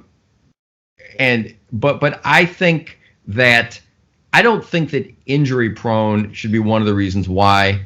It brings up the larger question, like, what is an injury prone player, and should this be a red flag? And I'll tell you, it is often the case that people come out of college and they play and they get hurt and they get hurt again. Maybe they get hurt again. Everybody said, oh, they're injury prone. Forget about it. But I will tell you, and I don't have any statistics to back this up, but let's just say that it's often the case, and I want to say I think it's usually the case, that people get hurt maybe repeatedly, but usually they stop getting hurt. And, examples that come to mind, Rex Grossman tore his one ACL, I think it was the other knee or the same one again, I can't remember. And he was, seemed like every year something was happening. But then after those first few years, he was fine. Another example, Kevin White, fascinating player, unfortunate player, great guy by all accounts, very talented. Everybody knows the story. Number 1 pick by the Bears, and 3 separate times he got injured. Poor guy. However, so he just got in the field last night. The 49ers, he signed to their practice squad this year, and they activated him last night. They had some wide receivers injured. He didn't get a ball thrown to him, but he's on the active squad. And so here's the thing. He's been this year and last year, maybe the year before, I'm not sure, didn't get hurt.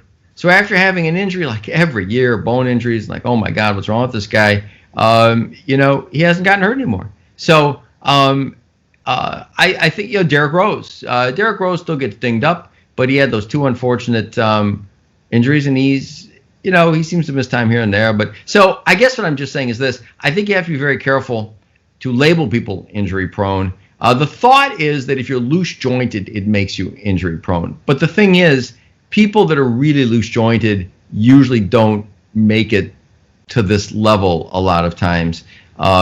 So anyway, I feel bad for poor Mitch Trubisky. By all accounts, a wonderful guy. Sure, he's obviously got a future in the NFL, whether or not it's with the Bears. And I think labeling him injury prone probably be a bad rep.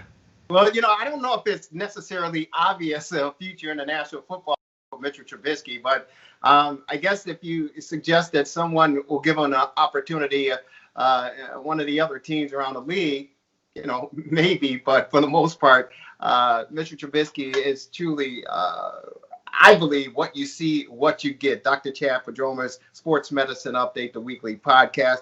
A couple things that come to mind regarding injury-prone players, and you touched on a few, but there are a couple other guys that came to mind when you talk about that, and one that sticks out for me, former Ohio State Buckeye back a few years back, Greg Olden. He was projected to be a number 1 pick coming out of Ohio State, and he never materialized. I don't even know if he got on the court. If he did, it was probably for a game or two, but the reason being are the multiple injuries that kept reoccurring, not only in his collegiate career, but in his pro career, so to speak, whether it was knees or ankles or any combination of that. And he never materialized because he was always physically hurt. And he's the one type of person that you would say, hey, this guy is poor. It's sad because he just seems to be injury prone. I don't know if you recall his physical situation, but players such as that who projected to be outstanding, but injuries continue to become roadblocks and obstacles for them. How do you describe that? Yeah, you're talking about the 7-foot center, right? Yeah, very talented. So, it's a very good point you bring up. So let me draw a distinction. What happens, and it happens more in basketball, I think, than any other sport. It can happen in football, too. And again, I'm not privy to a lot of inside information, but, maybe going on with Todd Gurley, I'm not sure. If you have a knee and the knee starts to get damaged cartilage and you shed cartilage, that's a case. It isn't even so much a matter of injury prone. It's a matter of just the tire not having enough tread. And particularly in basketball, jumping sport, those people with chronic bad knees, sometimes I'm trying to remember the 2 guard for the Portland Trail Blazers had a fantastic career, like 4 years, and then just couldn't make it anymore. So those kinds of players, I think, once your knees are kind of shot, I don't think usually you get it back. Now, so that's a different thing. Torn ACL, you can come back from that, like Derrick Rose did. His ACL hasn't been any kind of a problem. Some players don't.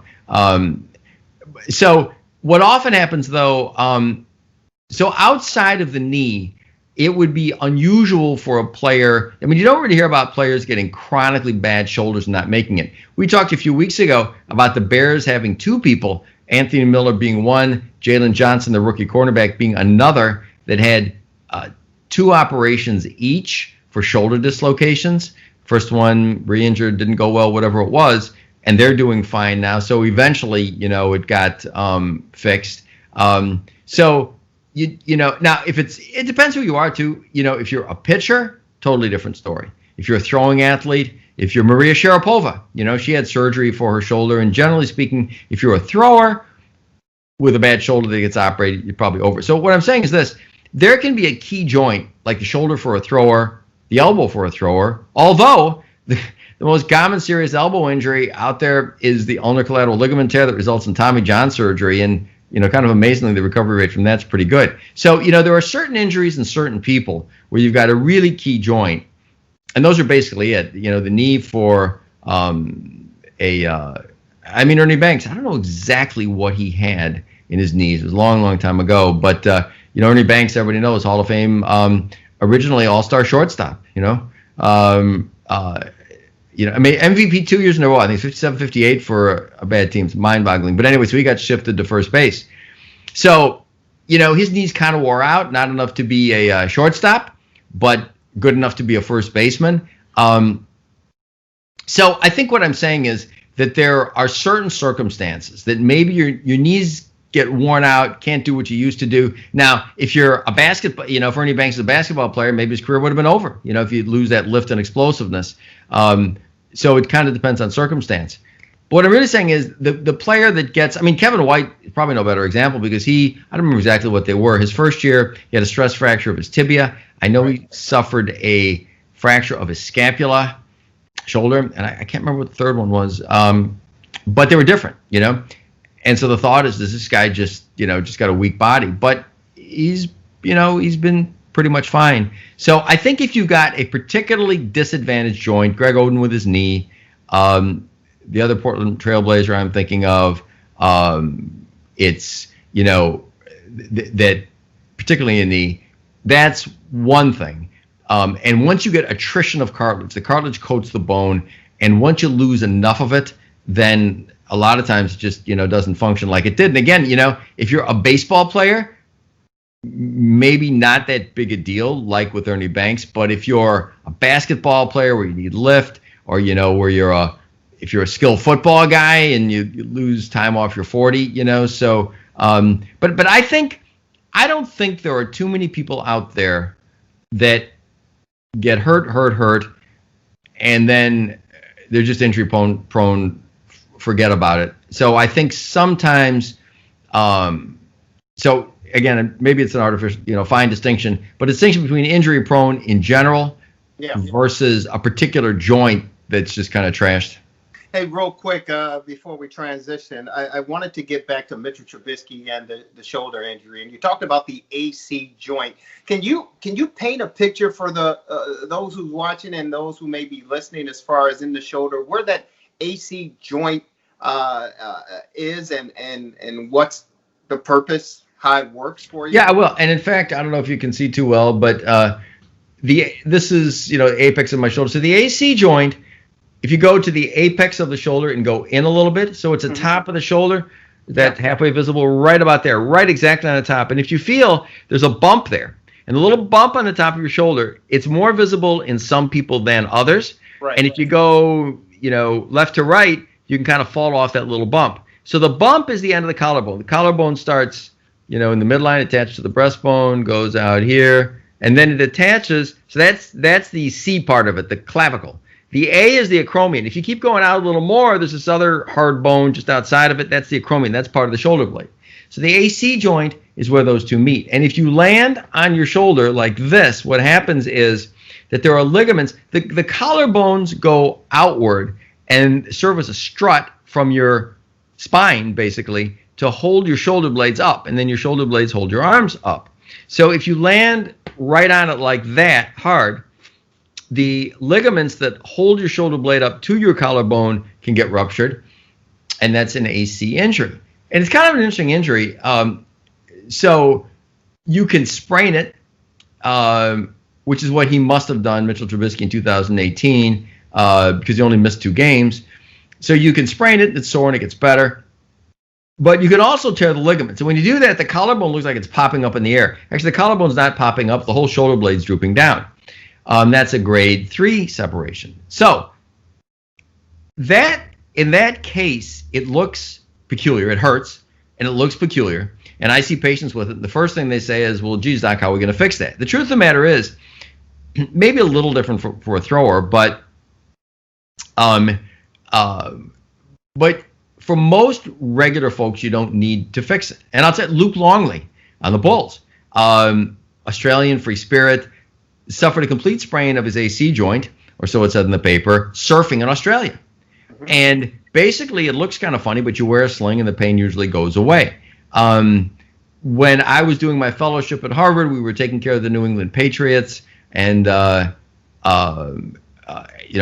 actually right around that time, not the year that I was there, but Tony Eason, quarterback there, University of Illinois product, everybody remembers. So Tony Eason sustained one of these.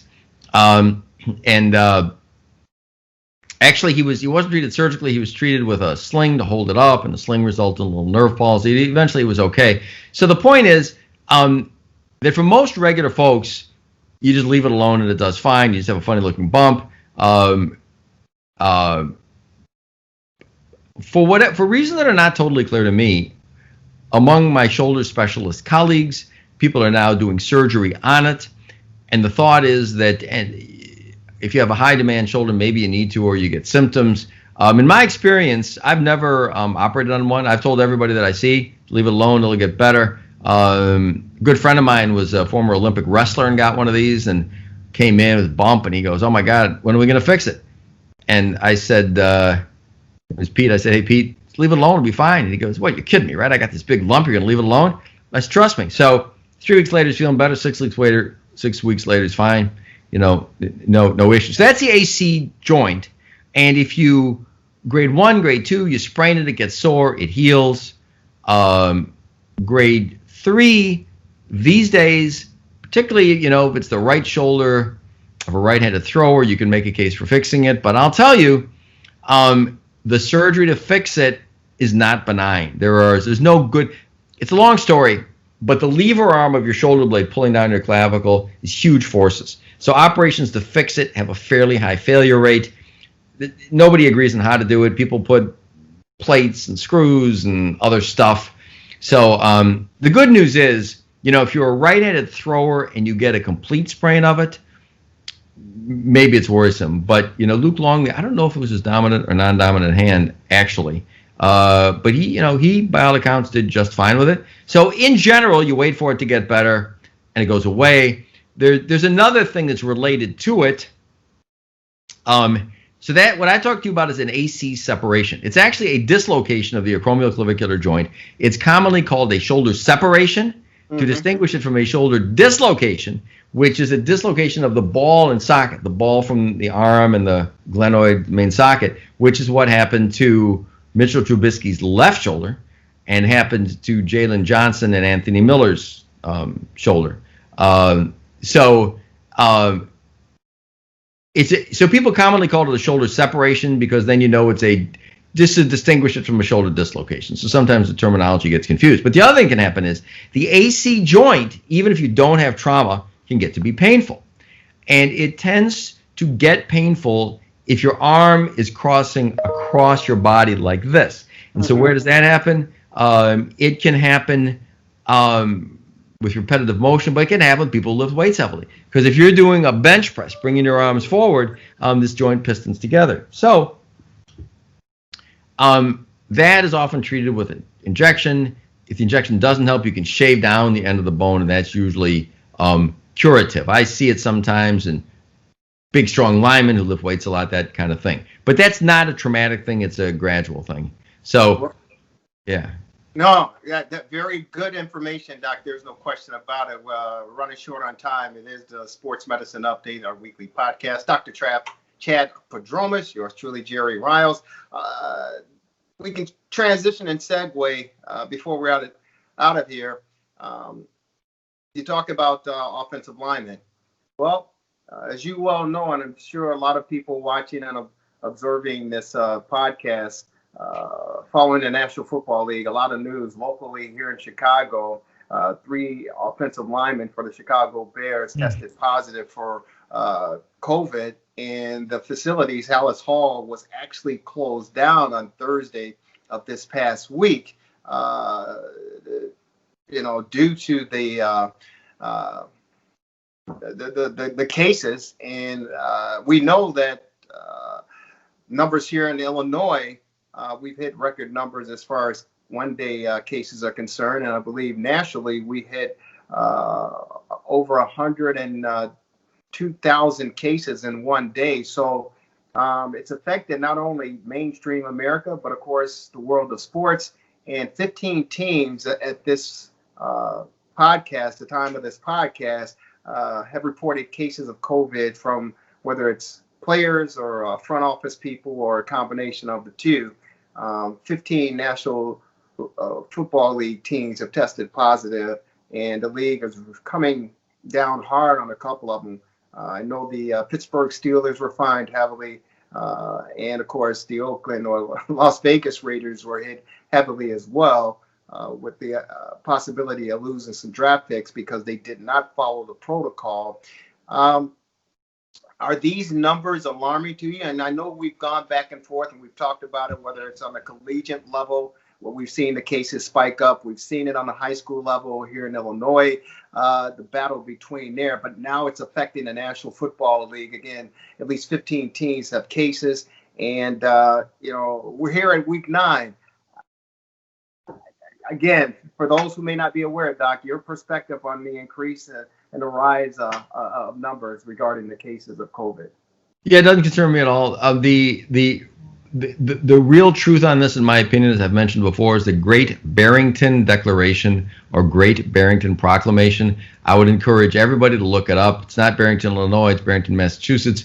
3 very smart doctors, one from Stanford, one from Oxford, one from Harvard, got together and said we should do 2 things. We should let young people, low-risk people, live their life. If they get it, they get it. Don't worry about it. Breeds herd immunity.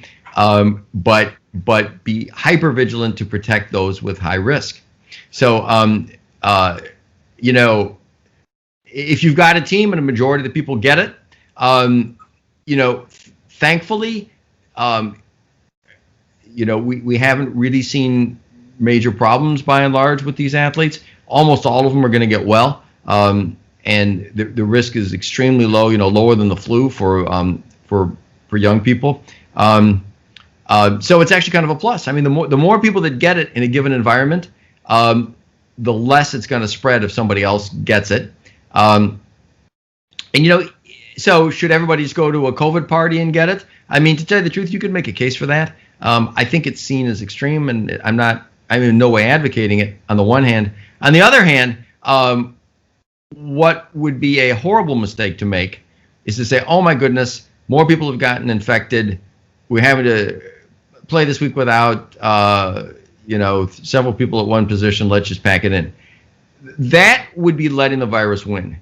The one thing that is key, the worst thing about this virus, I think, is what it does is bad, but the secondary effects of the lockdowns, I think, are worse. And to lock people, to just punt on the NFL, it just shouldn't happen. They should just do pretty much what they're doing. Just play. And if people miss time, they miss time. Because in time, we're all going to be immune. The more players that get it, the quicker they'll get immune. And then there'll be a vaccine here at some point. But just persevere, and if you have to postpone a game here or there, fine.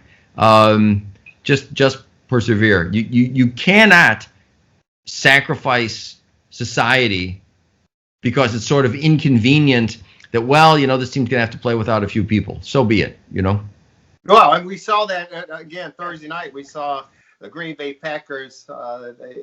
They defeated the San Francisco 49ers 34-17, but we do know the 49ers team was depleted.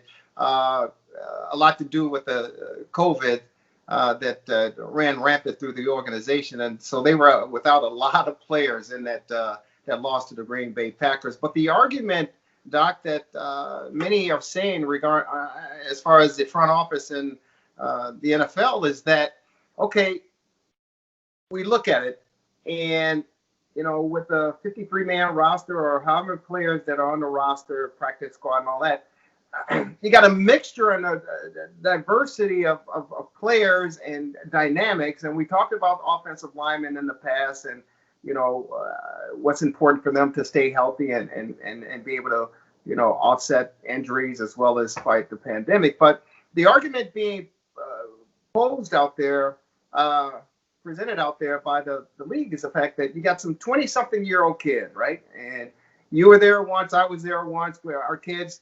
And, the 20-something-year-olds are, they feel invincible and, that they can take on life and overcome everything.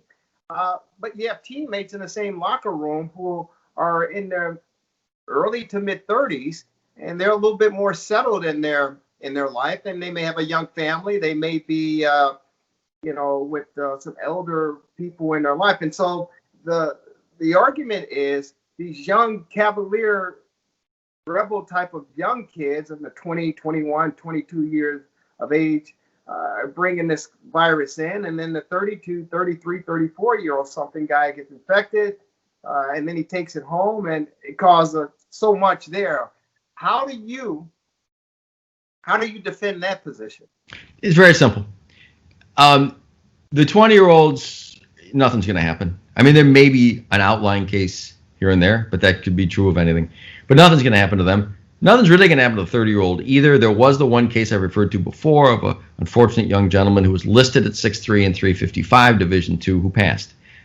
So, you know, I've mentioned before, people who are really big, maybe they shouldn't be playing. But it's pretty simple.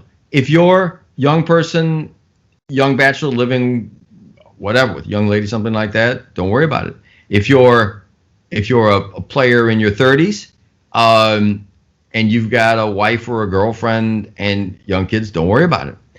The case that you posited, if you're a player in your 30s and you're living with your 80-year-old diabetic, hypertensive father, then they should do, in my opinion, one of two things. The one is, and these, make other arrangements, living arrangements for that person for the time being. I mean, and if we're talking about the NFL, I think the finances are available for people to do that, or stay away. Eddie Goldman made a decision not to play, and I don't know all the reasons why, but I know he's listed as asthmatic, so he might have felt he was at increased risk, and he probably is. So if you hit the nail right in the head. It's not you, and it's not your kids, and it's not your wife or girlfriend. It's the older person that you're coming in contact with. So either don't come in contact with them, at least during the season, or don't play. But to shut down the entire operation because of those people, when a good option exists for those people, right? I mean, they don't have to play if they think they're at risk. Or maybe, there again, all right, so you have a 30-year-old. And so how old is their father or mother going to be? 50? 60?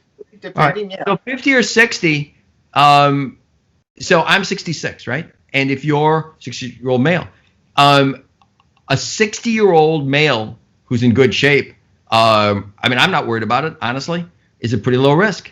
So it could be their parent, could be 50, could be 60 if they're in good shape. And if they don't worry about it, then I wouldn't worry about it either. But to your point, if there is somebody at high risk, either have them not be in the household with you or just don't play. But that's a small minority of people.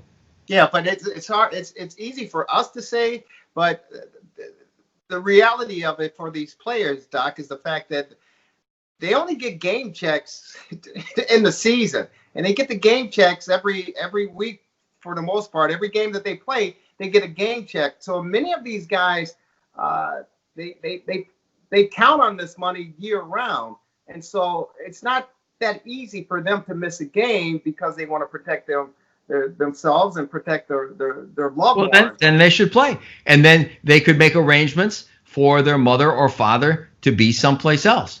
And by the way, if the alternative is shutting down the league, then nobody gets paid. That's exactly right.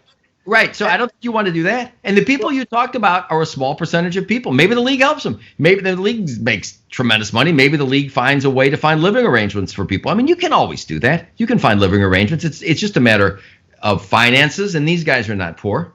No, I mean, they're not poor on our standards, but this is money this is another topic for another day. But a lot of these athletes, it's unfortunate they don't have the management skills as far as money is concerned, and they think that this money is going to last them a lifetime, and that's just simply not true. Well, the league should help. The union should help. I mean, we're not talking about a complicated thing here. The alternative of shutting down the league makes things drastically worse, right? So you deal with the people that have an issue, and you help them. And we're talking about them living in some other kind of a facility, or a few people don't play. But shutting down the league and just saying punt, and I'm not saying you're saying this, but no. But it's imperative to keep it going.